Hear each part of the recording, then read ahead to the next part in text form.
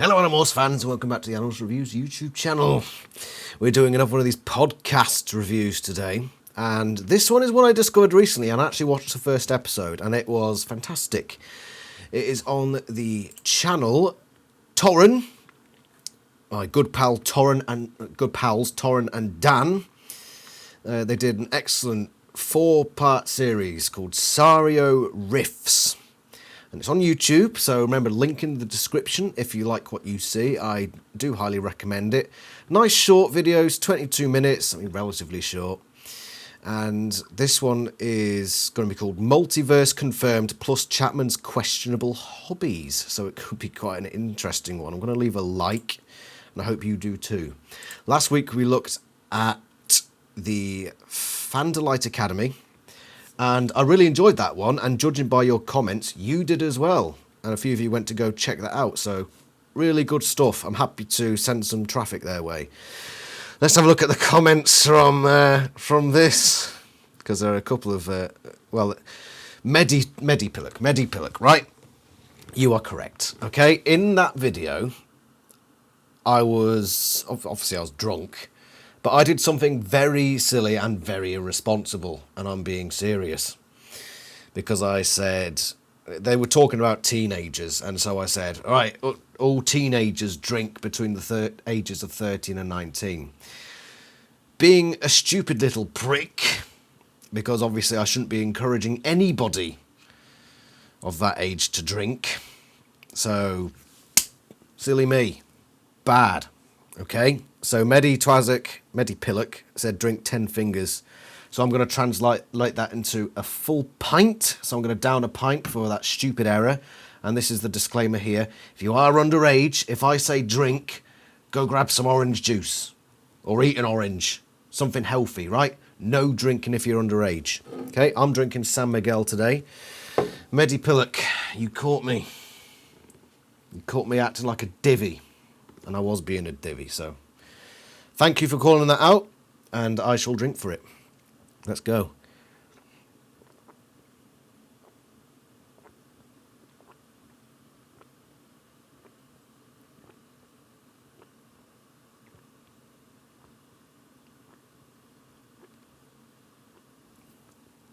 I'm not downing it all in one go. Should do, really, but... while I'm recovering from that first gulp, Dragon Trainer 201, thank you for tuning in. Said, well, I'll be checking out the rest of their podcast. That was just fascinating. By the way, could you also please react to the Animorphs Book Club? I checked out the Animorphs Book Club, and I was intending to do it, but their videos are all about 2 hours long. And I think I already pushed to the extreme length of what I should be doing on this channel, doing videos of up to and over an hour. If you really want me to do it, and you're not fussed about it being a really long video, do say, and I will look into doing one of them. Even if it's just like half an episode, I will look into doing it. If you really want me to do that, yeah, tell me that, and I'll look into doing it next time. I'm just very conscious of keeping videos to a reasonable length. Let me drink some more of this.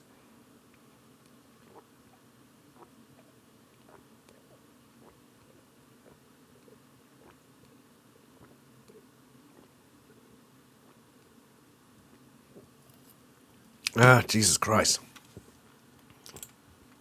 Straight into a full pint. Just as a reminder, we're drinking in fingers, so 1, 2, 3, etc. And the rules for drinking are as follows. Modern political issues, 2 fingers. Character traits, 1 finger. TV show criticism, 4 fingers. 90s reference, 3 fingers. Movie talk, 2 fingers. Author mention, 1 finger. Something wrong, 2 fingers. Naughty talk, 2 fingers. Podcast name, 1 finger. And if there's a mention of cinnamon buns, you down your drink, down your drink. Those are your rules. And once I've finished my punishment drink, we shall crack on with Sario Riffs. By the way, Dan, who is one of the hosts, does the Arm Fight Productions channel, which is a fantastic channel that I've actually gone through on my channel. And also that's where I watch the Animals TV show, through the Arm Fight Productions channel.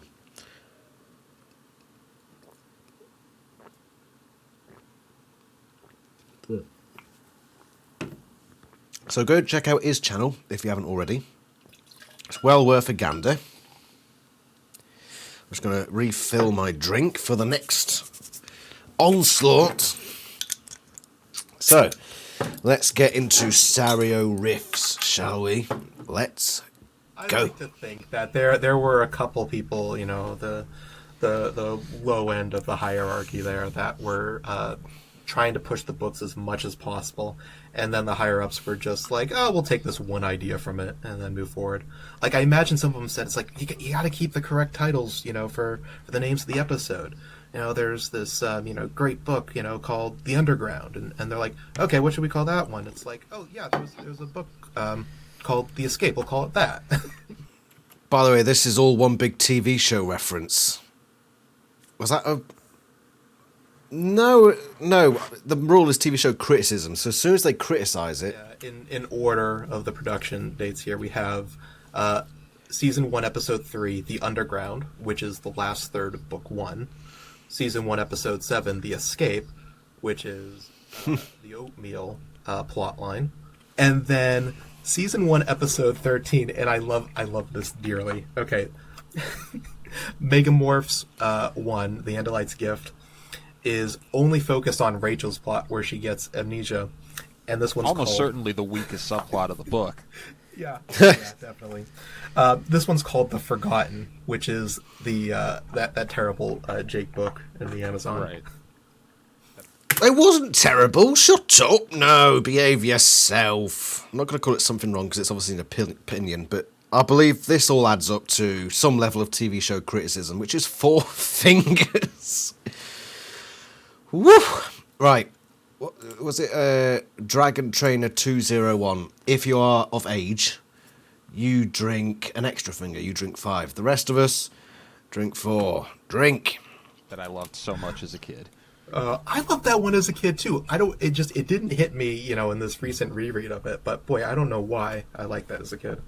But I guess that comes back to the TV show too. So in rewatching this entire series, I think there's only one episode out of this entire run that I just don't enjoy watching, and that is the Forgotten, because there's nothing going on. It's just Rachel out in the woods. There's no things in the background to kind of, you know, pick out and you know, make fun of or to look into, and you know, she's just wandering lost for most of the time.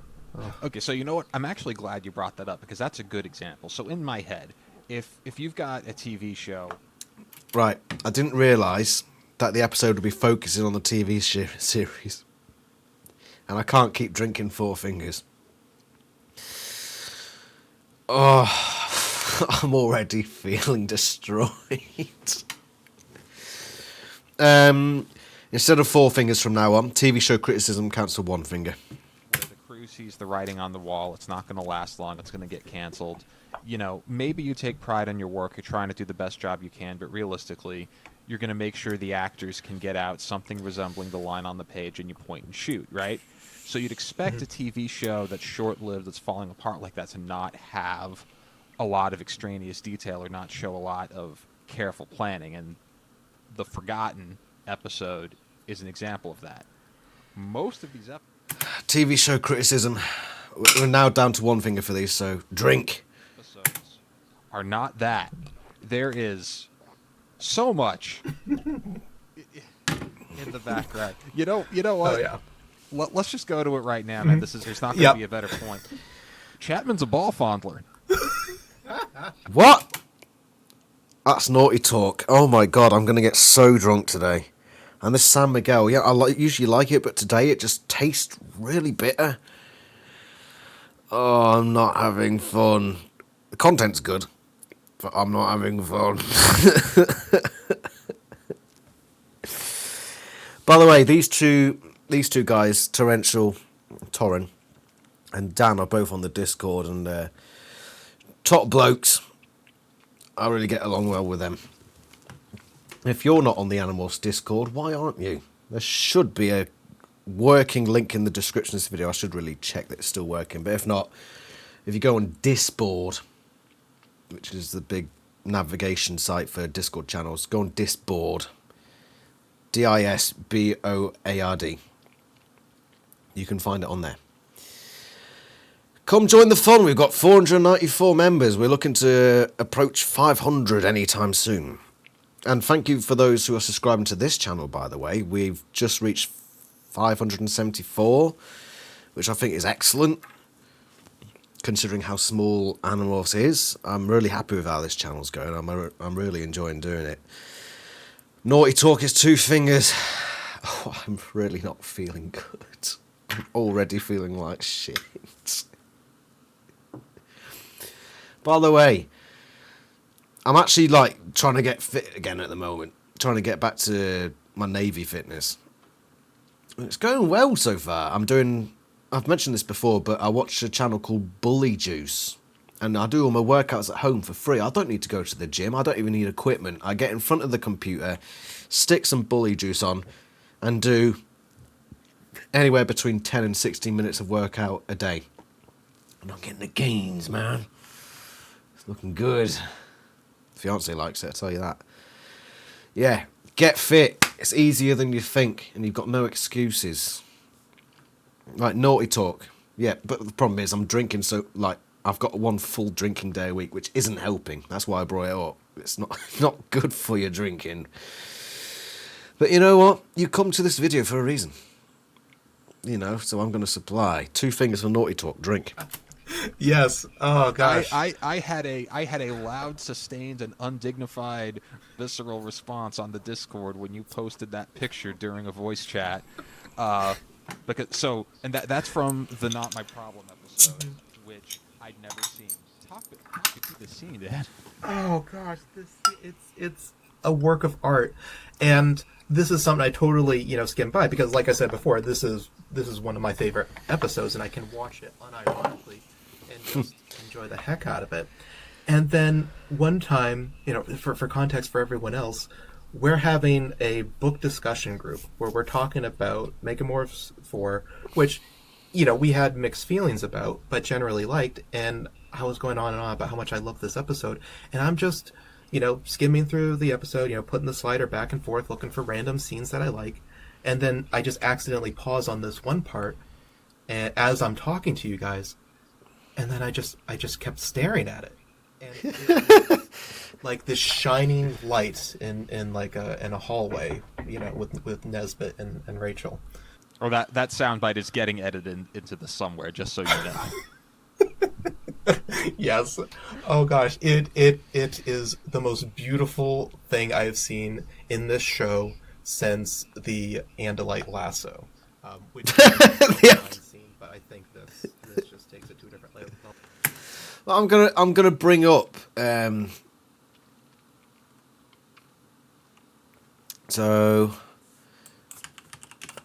am I doing it here?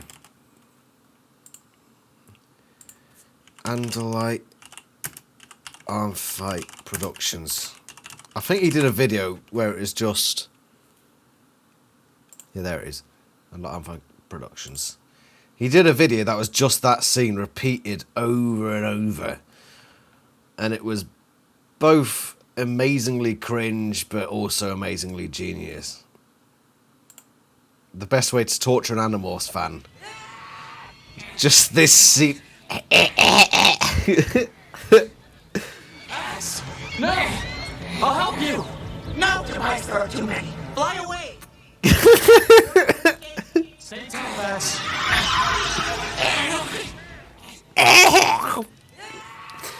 And he's just got this scene repeating for an hour. Genius. And and like Armfight Productions, if you haven't already subscribed, you need to. I've already liked this video, so I don't need to like it again, but go over and like it. 508 views of just this scene on repeat, 19 thumbs up. Dan, you're my man. Dan. Torren as well. You're both... Don't really like gushing over you. It's a bit cringe, but... Yeah, top stuff. Okay, Yeah. So we have to explain what happens in this shot. Okay. Oh, you're going Jake to. Jake is about to walk into Principal Chapman's office, not vice principal. Principal. He got promoted in the show, Okay. Right. He walks into the office and he. No, sorry. Cut you off real fast. We're in an alternate reality. Jake's already a controller, and we know that. Like that's yes. the audience. Controller Jake is about to see Principal Chapman and give him a stern talking to, except they're playing it off as if he's still like, a student, right? Until he gets the door closed. Yeah, okay. Right, so it's a big reveal when he closed that door and he says, it's like, okay, sit down, Chapman, I'm going to tell you what to do. Right? So before that, Chapman's still just doing his normal principal duties before that, which include him just looking at this rack of, I kid you not, golf balls. Just I never noticed that. It's just a rack of golf balls. He takes two of them, holds them between thumb and forefinger in each hand, and is just looking at them fondly. I've never noticed Knocks it. on the door, and he's like, "Oh, Jake knocking it," and then he goes. Why has he got a golf ball collection? Why?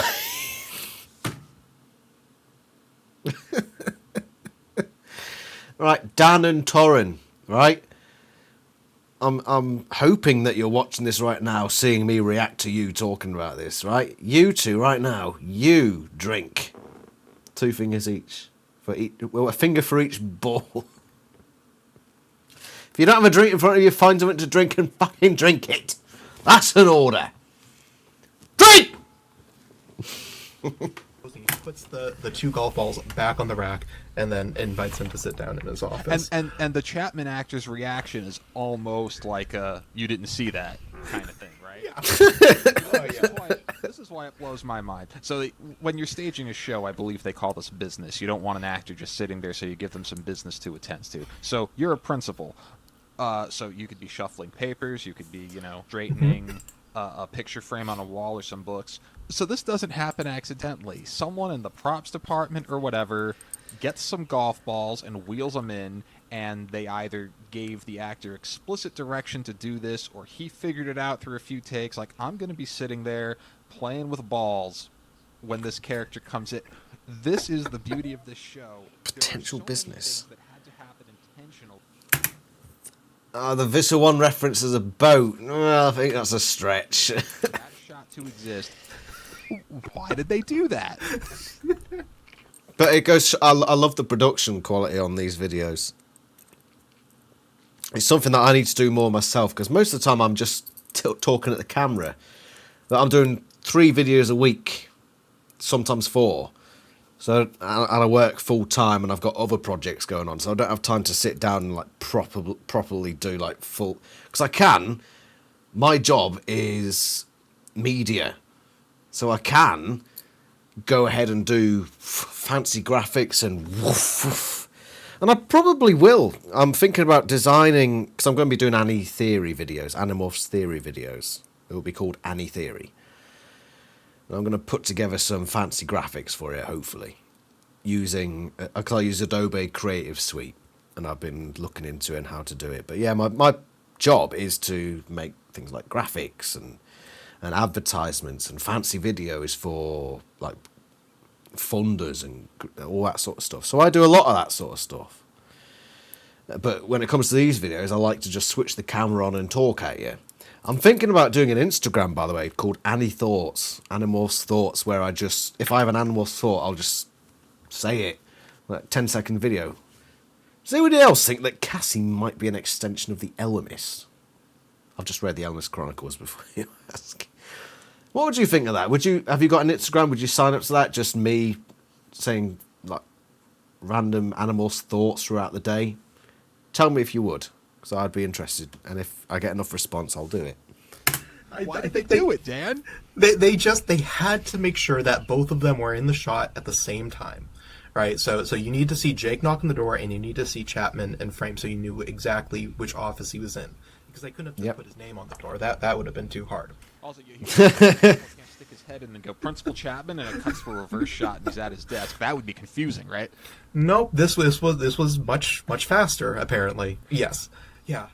And I honestly think that this prop was already there to begin with. Someone just randomly saw it in some office space and wherever they were filming, and just said. I like the fact as well. I'm not sure if they point it out after I say this, but Jake just stands at the door like this, just staring into the wood of the door.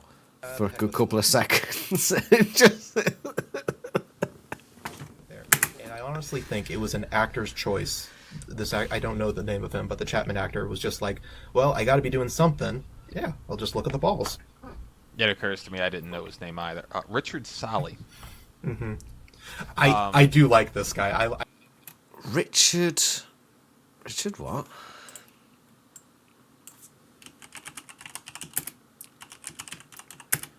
Sully?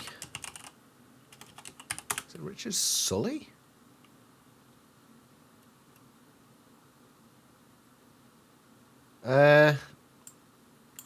Who played Chapman? God, Yahoo is so slow. Who played him? Let's go to Seropedia.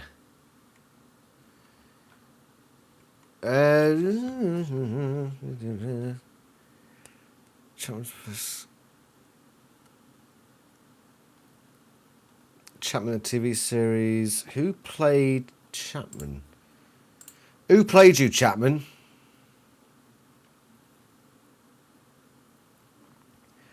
List of my heroes. Aaron. I don't know. I can't find it that easily. Sully? I genuinely like that actor. It looks like he's got a dog collar on, like he's a vicar or something. Maybe he went down that career path. In this show, yeah. See, this is where I wish I had some real knowledge as to how the Toronto late 90s shows like this got staged. I'm pretty sure a lot of those school scenes are a real school. Maybe they have a dedicated set, I don't know. You notice, especially towards the end, like they have an excuse where they need to do a mission in a TV studio. You can really see that they're just using what they've got lying around in real life. I wonder if they shot that in like an actual disused office. So that might be, some real life workers' golf ball collection, and maybe it came about organically, but it's so I wouldn't be surprised. So after you uploaded just that still originally, which of course immediately made me go find that scene and watch it again and again. So only then do I realize He's really looking at those golf balls. Chapman's got a telegraph that he's nervous and intimidated by Jake. So he keeps on like doing air ball fondling, and at one point looks like there's no other way to say it, man. He's rolling a booger. Like if you watch his hand through that whole scene, it is weird, unnerving, and it doesn't stop. It would have worked great as a radio play. The dialogue and the weird electronic music, it gets across what's going on. So honestly, because the cinematography in the show is so weird and the lighting is frequently so bad, when I've been watching TV show criticism, one finger, drink. it's actually, I have to force myself to watch it. I'd rather just listen to it and see it peripherally. No, you watch that scene, man. It is a different scene, and it would have been so much easier to not do it, but they did it. That's the thing. It's like the acting was so good in that scene that it distracted you from what was happening below the desk. I was in the Between Friends episode. It's really easy to think that God, the Chapman actor is bad, and then he has the leave my daughter alone scene, which is great. And there's that whole point where he just straight up says, "No, I don't understand humans." So in universe, Chapman is supposed to come off as someone who's playing a part poorly. And I'll give Richard Sally some credit there. Sean Ash. Richard Sally? Richard Sally. Can we find him? Where is he? That's not him. Forger. Right, why every time I type into Google it comes up at Yahoo? Richard Sally? Actor. Oh, I can't freaking spell.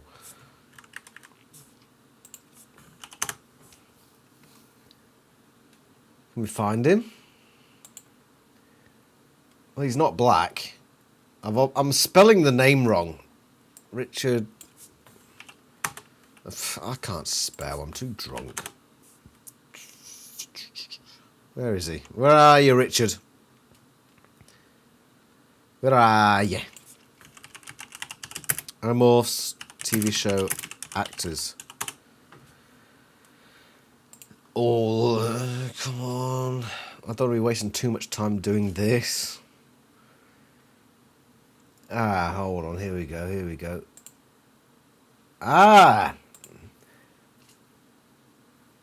Right, let's bring up this page on OBS. There we go. Richard Sally is an actor known for 8 Below, Frequency, and Dirty Work. So, he's been in a few things. Richard Sally, 93. So, around here, he would have been... Yeah, there we go. Animorphs. He played Chapman, and since this last role was in Supernatural. I think Brooke Nevin was in Supernatural as well, if I remember correctly. I watched the first 2 series of Supernatural, and then I got bored because every episode was the same. He's had a career. He's obviously retired now. Richard Sally. Okay. Spelt Sierra Alpha Lima India. Right, let's go back. It's pretty solid, and then I think it's really hard to competently act like someone who doesn't know how to act, and that's what he does for the whole show, save like 1 or 2 scenes. Yes. Like that's the uncelebrated talent behind this. Mm-hmm. So we're already here anyway, man. Fair point. Multiverse theory. Oh gosh, this is beautiful. I think this stemmed from some conversations I've had on Reddit and with other people with regards to the show. Most book fans really enjoy Rachel's book where she morphs into a bear, right? The Stranger. Yeah. All right. Great solid sort of. introduction to the Elmas character. But more so, it's interesting to see this like complicated mindset where the Animorphs have to choose whether or not to save their entire species or to keep fighting the war and the risks involved with that. It's a great philosophical debate book. And they introduce that into the TV show too.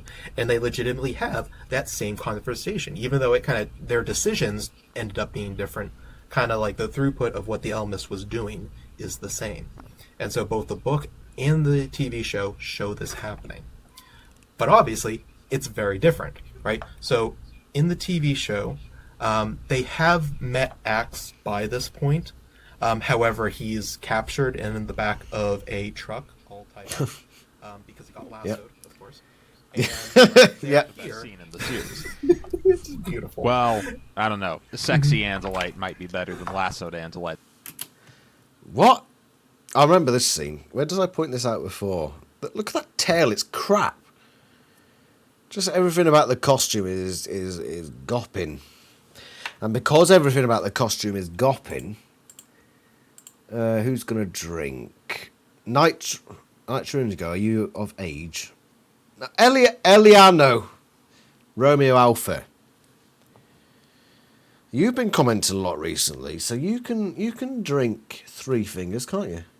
I'll drink 1 with you. So I'll drink 1. Eliano. Didn't you say you were Australian? Australian.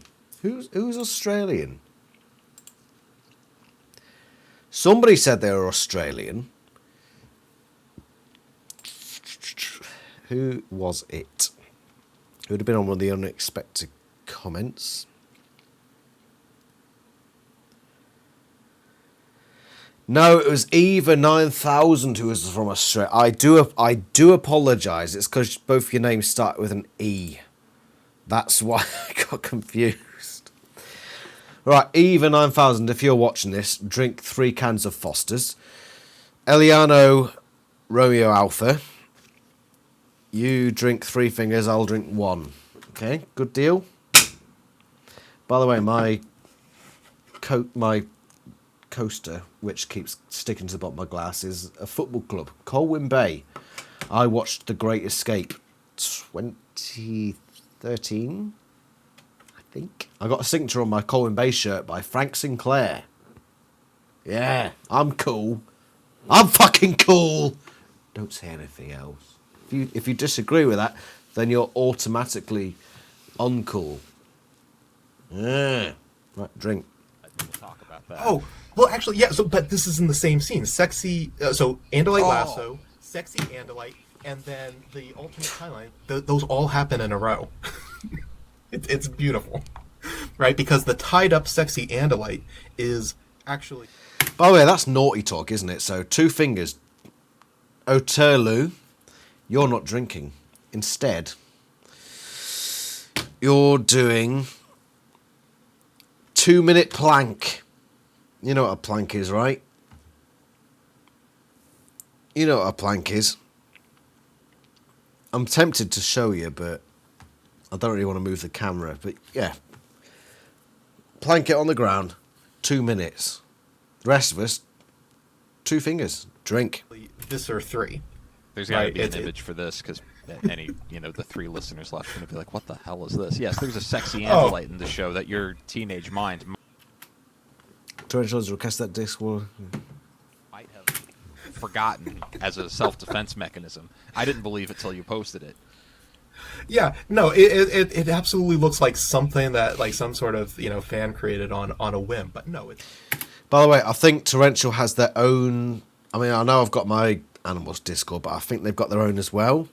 Is it in the description for this? I don't think it is, but I think they've got their own Discord as well, so go check that out.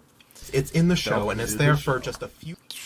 I don't know where it is. If one of them wants to put a comment on this video giving a link, I'm happy for that to go ahead. And then it cuts to like the Animorphs reaction to it, and then it cuts back to the sexy Andalite again, and it's so uncomfortable. It is so incredibly uncomfortable. I think when I first saw it, like as a kid, I didn't understand what was going on because it's supposed to be Visser 3, but then you're supposed to think it's Axe tied up, but it's like, but Axe doesn't look like that.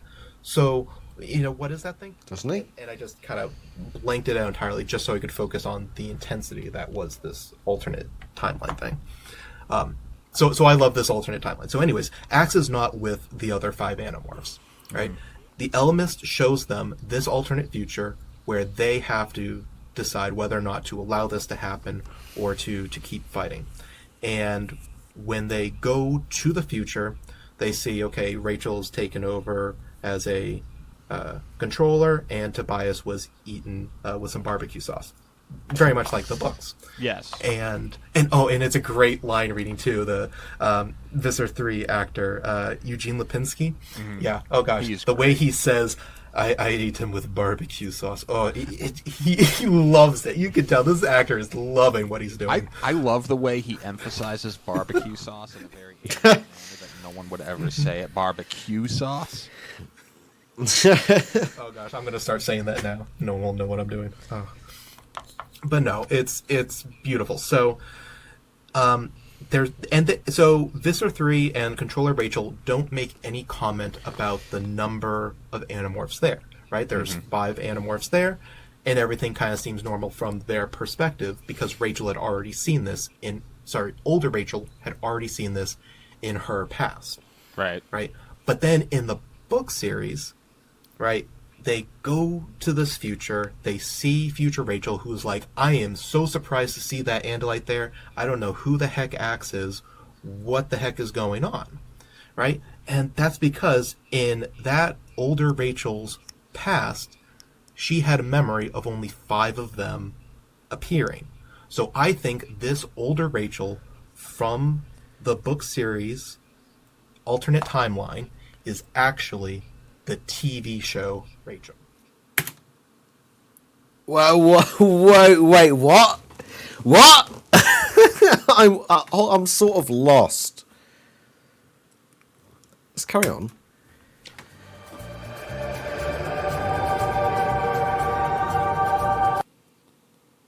Wow.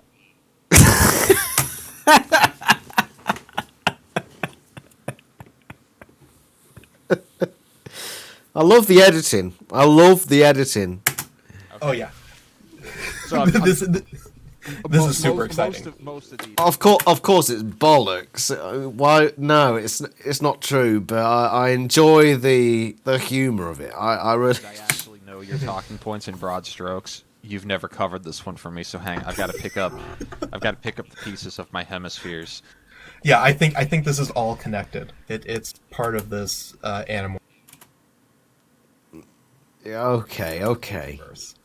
And I think like there's this like Russian nesting doll effect of universes in the Animorphs books, because whatever older Rachel from the TV show. Why is Andalite Chronicles in its own separate universe? Oh wait, yeah, I know, because it was bollocks. One of the most overrated books in the Animorphs book series, the Andalite Chronicles. I don't understand why it gets so much praise as it does. Saw like that's a different universe from what she experienced. Right, too. So there's another multiverse before that. That was all. By the way, if you heard me then saying it was overrated and you were shocked, 2 fingers, fucking drink. Due to Elmas shenanigans. And I think there's plenty of reasons to assume that this new ARG that started up in the fandom, what's it called? Sporadic Phantoms. Oh gosh, Yeah. This is brilliant. Like this fits into the multiverse theory too, right? Because this is in an alternate reality. We got sporadic phantoms in Universe D. By the way, check out Sporadic Phantoms. I've done a video on them. I've done 2 videos on them before, I think. Go check them out as well. Good stuff. The Yeerks are invading Earth in our present day, and that there are some Animorphs, kind of around doing their thing. But this radio play is focused primarily on investigative journalists looking into the Yeerk conspiracy, and there are some fans who have gotten really into it and started emailing the sharing. All right, this in universe, real life sharing, and there was one person on the Reddit who asked them questions about Victor Trent, who, if you watch the TV show, that's the alias of Visser 3's human morph. The better alias, because of course in the books he is just... I don't remember. What is he in the books? His human alias in the books is Mr. Visser. Oh, God. Oh, that's right. Oh, Victor God. Trent is obviously 10 times. Which book was that from? Bill led me down a hallway. Something. We stepped through not completely dark. There was a red light, metal stairs leading down. That is from Megamorphs 4. Megamorphs 4. He's addressed as Mr. Visser. Animorphs fan number 1. Fucking write it down. Keep that in your diaries. You know who Animorphs number 1 fan is. Yes. Oh gosh. Yeah. One of a few examples of how the TV show did the nicknames and the aliases better than the books, because like Axe's alias in the TV show is Max, which, duh, makes a lot more sense. In the books, he's just no. It's funny in the books for exactly one scene, because Marco instructs him explicitly to only answer yes or no. And then Marco's father, Peter in the books, Jeremy in the TV show, finds him and he just answers yes or no. So what's your name? No. Your name is no? Yes. It gets kind of strained. It really doesn't reflect well on Peter that, a few books later, he's like, yeah, so your friend No really has really caused a stir at work when they looked at his coding changes. Oh, it's beautiful. And it's like, Whoa. A few books later? Let's hear that again. Kind of strained. It really doesn't reflect well on Peter that, a few books later, he's like, yeah, so your friend No really has really caused a stir at work when they looked at his coding changes. oh, it's beautiful. And Something wrong. It was all in the same book. So I'm going to count that. Something wrong. Dan, Torren. Fucking hell, lads. You call yourselves Animorphs fans? Fucking pathetic. Pathetic. 2 fingers. And if you're watching, you drink double. 4 fingers. Drink. it's like, I don't think anyone really misses that joke from the books, because even Kay Applegate completely forgot about it when she got to the end of the series, and Jeremy, or what's his name, Peter. Is it Jeremy? Peter. Oh right, it's Peter in the book. I was so upset when Peter and Axe's human morph meet. Digression and spoiler for the book people, but yeah, when Peter and Axe meet in 45 after.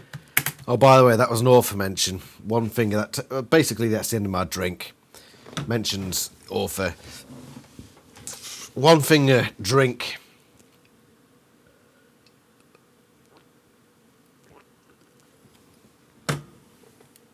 and I shall be right back. Right, next freaking bottle of drink. Been let in on the secret, and they're meeting explicitly to work on trying to repair a Z-Space communication module. That's how they met.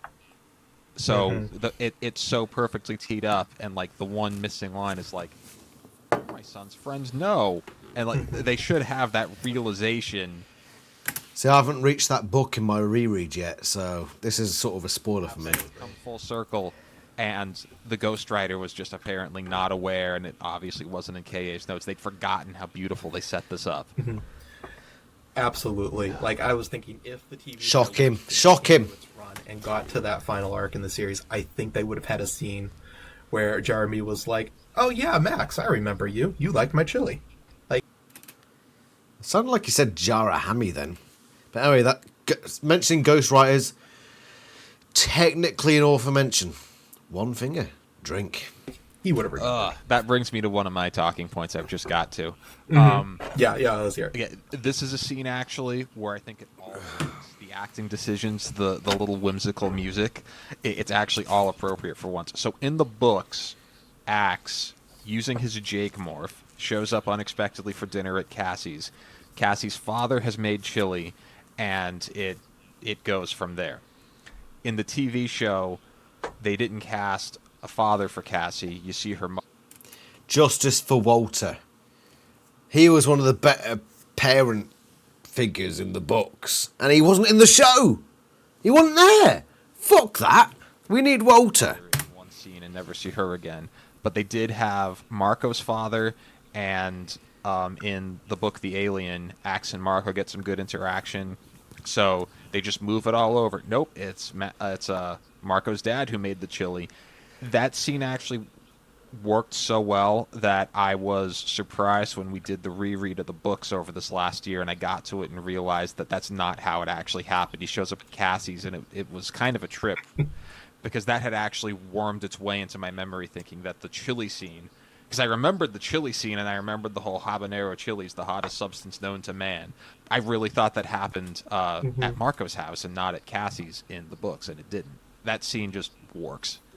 Oh gosh, I love how that's like the only thing that stuck in your head while reading the books, because like for me it's so sad because almost everything gets mixed up for me.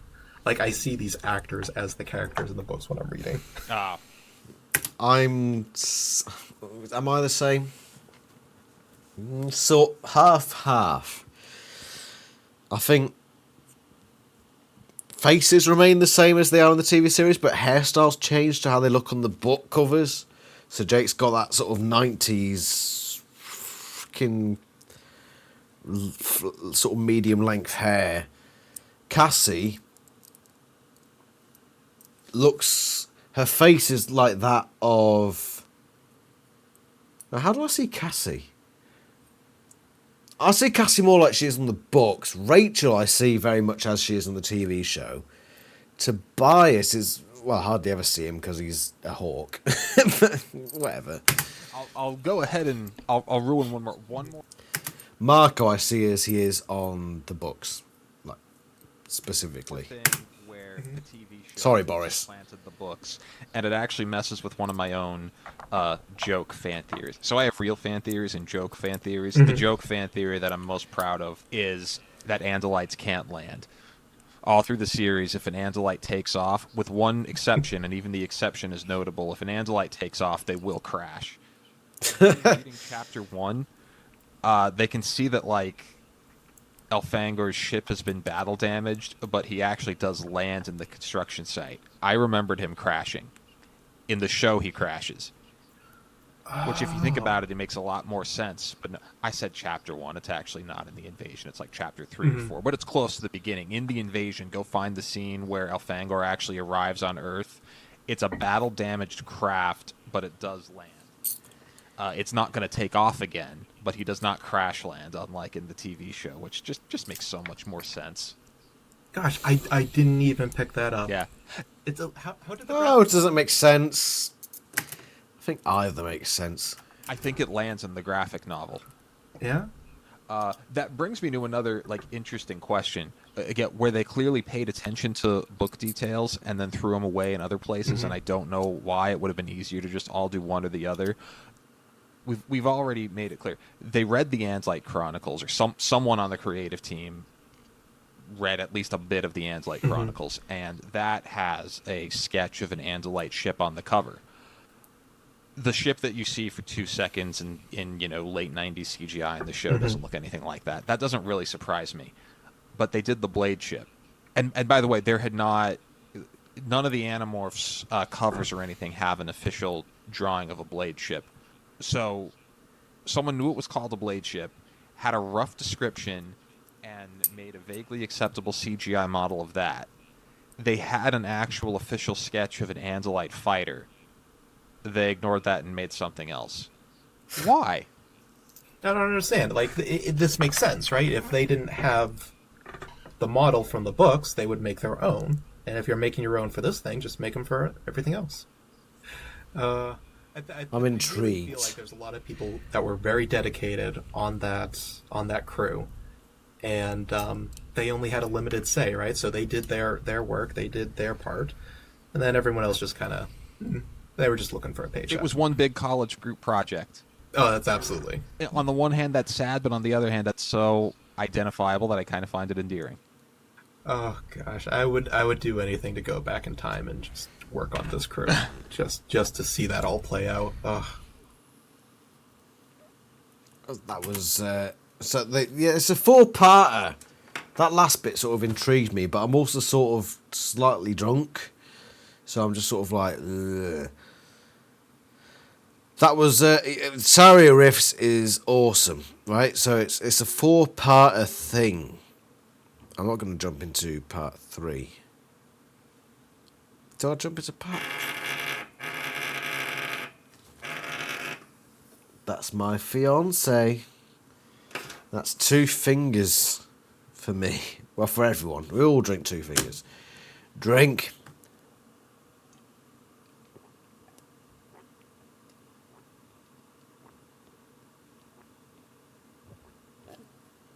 I'm interested to see what they say in the Tobias death conspiracy, All right, part so 3. Tell me about it. I'm not going to go for the whole bloody episode. I'm just going to see a little bit of it. But guys, Torren, Dan, I hope this Sario Risk thing isn't just a 4-part one-off thing, because I enjoy it. I want you to do more. Dan, I want you to put more on the Armfight Productions channel. If you want me to help you, I'll fucking help you. I want more. More! This TV movie soup idea. TV movies. It looks like a combination of a bunch of books. Well, so sort of, and you've actually thrown me for a loop. I really wish I knew now for sure whether they marketed Face Off as the TV movie or Changes as the Face Off was like the worst Animorphs thing ever. It was gopping. Mate, I was fucking livid. I was fucking threaded at Face Off. Face Off at least has a through plot. Changes does not. And this is the... Well, actually, no, Well, it does. I'm just very interested because the episode's called the Tobias Death Conspiracy Theory. I just want to hear the basics of what this conspiracy theory is all about. The school dance in Tobias's tuxedo is the closest thing we get to a through plot that actually runs through and unites all 3 episodes. So No. The disc definitely does. The disc is present in all 3 episodes. Changes part 1. He has it around his neck, like turned into a necklace, and he looks at it and has a flashback of Rachel putting the necklace on him in the mall. Oh, okay, you're right. And that also tripped me out because it really looks like they filmed that scene on a moving sidewalk. It's a flashback. It's a flashback. It's to such a something. mess. It's Yeah, things they're pointing out stuff that I never noticed when I watched it for the first time, but the background is sort of moving to the left behind them. Oh my god, yes. So it's a flashback to something that didn't happen because they need to Right. retroactively establish that it happened. So they're in the mall. They like sepia toned it or make it yellow tinted, which I kind of wanted to talk about that. They do that for the Elemis too, and that's the only other time I believe in the series that happens. No, they do another time. Oh, they do another there's a time third too. Yellow scene. Yes. It's between friends when Rachel is showing Tobias the picture, and because audience would get too confused about where did this picture come from, they have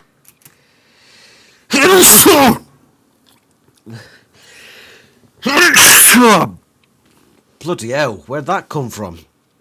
I don't know where I'm getting the sneezes from. to do a quick flashback to her sister. Jesus. In the picture and saying, Okay. say smile. Well, that really Yeah, that really ruins where I was going, but that was fine. But anyway, yeah, it's this yellow tinged scene. Mm-hmm. The background is moving laterally as it happens, which creates the impression that they filmed it on a moving sidewalk. Why? This is another one of those just that's bizarre attention to detail. Why? Anyway. Yeah, that is weird. I never noticed that. What they did was go through all of a real season 2's worth of episodes. We're okay, we're going to compress them down to 2 or possibly 3 scenes and just do them. So there's basically set up a problem, try to deal with the problem and suffer some kind of setback, and then have some kind of conclusion or payoff. Frequently, the conclusion is an accident. For an example, where Jake and Rachel are trying to get a VHS tape out of a TV studio that's about to be live broadcast.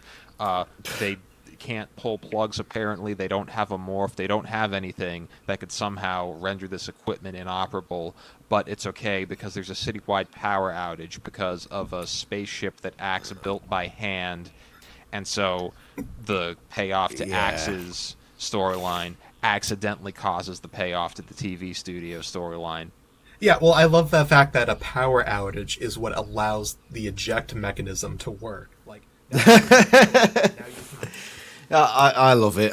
This is great. This Sario rest thing, I love it. Dan, Torren, top stuff. But that's all I'm going to cover. I'm not going to do the whole bloody this episode, but I'm drunk enough already. But I hope you've enjoyed yourselves. Then again, I have had an extra pint than all of you lot. So you know what? Fucking get some more drink down you. Why the fuck not? Hey, look at me. Look at me in the eyes. Right? You need more. Right? From these eyes to them. Right? From me to you. You aren't drunk enough. Right. We have different drinking ages. Right, over here, you've got to be 16? I've got to look at my fucking law. I think it's 16. In America, you got to be fucking 21. Sucks to be you guys. If you're in America, which about 99% of my audience are, and you're over 21, which most Animorphs fans probably are, right? Get your drink and fucking finish it. If you've already finished your drink, pour yourself a new one and fucking finish it. That's the last rule. I've just kicked my tripod. Hence the bouncy. It's a pleasure talking to you lot. It's a pleasure to see Animorphs content. It's a pleasure having you on this channel. It's a pleasure having you on the Discord. I want Animorphs to be something that gets sustained into the future. Because it is something that has affected my life probably more than anything else. If it weren't for Animorphs, I probably wouldn't be the person I am today. In fact, I'm pretty sure. Because I've been obsessed with Animorphs since I was 11, 12. I'm now 29. More than half my life, Animorphs has been one of the peak things in my head. Might seem sad to some people, of course. That's understandable.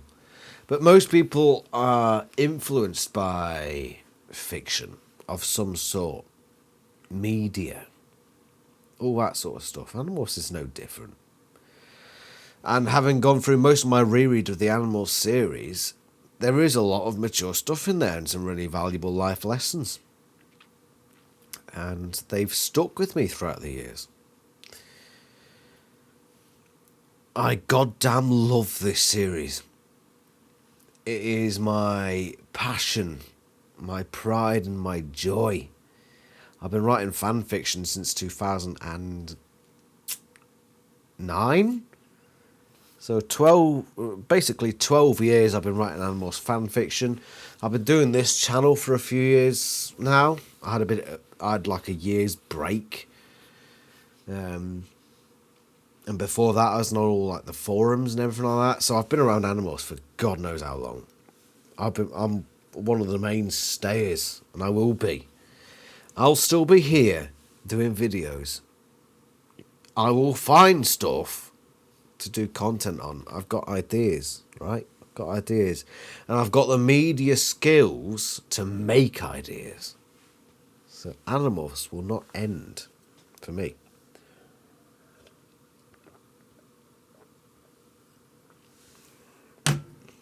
Michael Grant and Catherine Applegate have changed me as a person. I wouldn't be who I am today without them. And so, obviously, my thanks go out to them. I've achieved a lot.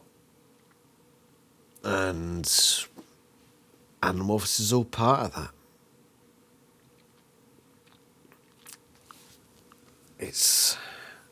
It's been a life-changing series. Mostly in good ways. Very good ways. It's always been the series that I've taken moral lessons from, I've thought about.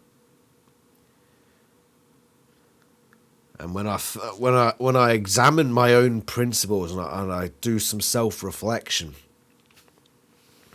there's always like a tinge of, what have I learned from Animorphs from that? Or how has it influenced my principles? And oftentimes, it's seeped in. It's very influential. Very, very influential. And I'm sure it is for you too. So let's drink to it. All of us. Finish your drinks. Show your appreciation for what we've all grown up with. Something that's changed us. Something that's given us the inspiration. Something that's given us the principles to lead fulfilling lives wherever it's taken us. Whatever path we're following, whatever ideas we have floating in our heads that have been a consequence of this series. Some people have it one way, some people have it another way. Nobody's the same. It's all down to interpretation. So, I'm going to finish my drink to that. Individuality, born of mutual inspiration. Drink.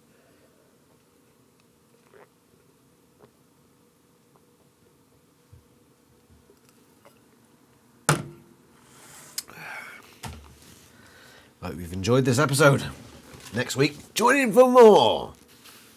Awesome. Well, thank you very much for watching, and I shall see you next time. Ta-ra.